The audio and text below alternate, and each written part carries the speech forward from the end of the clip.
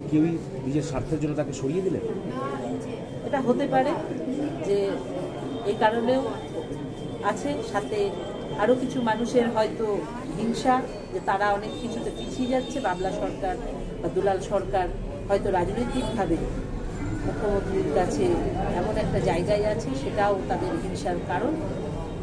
অবশ্যই নিকৃষ্ট মনের মানুষ যারা এটা করেছে, যে তারা লোভ এবং পাওয়ারের যে তাদের ভীষণ রকমের চাহিদা, তার থেকেই এই ঘটনা ঘটিয়েছে। এবং একজন নয়, একাধিকজন আমার মনে হয় এতে যুক্ত আছে।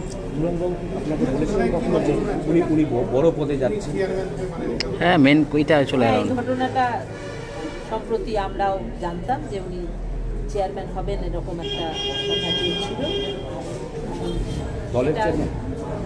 দলের নয়, আমি এই মুহূর্তে আর ওই বিষয়গুলো নিয়ে বেশি বলতে চাইছি না, কারণ পুলিশ তার তদন্ত করুক।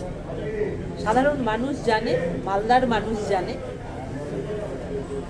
তার সাথে সমস্ত যুক্ত যারা রয়েছেন আপনারাও খবর রাখেন। সেটা আমার মনে হয় আপনাদের মাধ্যমে এবং পুলিশের মাধ্যমেই সামনে আসুক যে কী কারণে এই ঘটনা ঘটায়। ওনাকে সরিয়ে দিত দলেরই একাংশের লাভবান হওয়ার কথা। দেখুন, রাজনীতি করতে গেলে প্রতিদ্বন্দ্বিতা থাকবে, কিন্তু প্রতিদ্বন্দ্বিতা এই পর্যায়ে পৌঁছানো উচিত নয় যে নৃশংসভাবে কাউকে হত্যা করবে।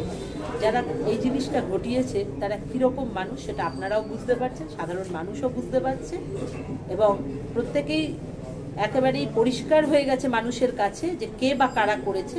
বাকিটা পুলিশ তার এভিডেন্স নিয়ে সেই পৌঁছবে ঠিক জায়গায়।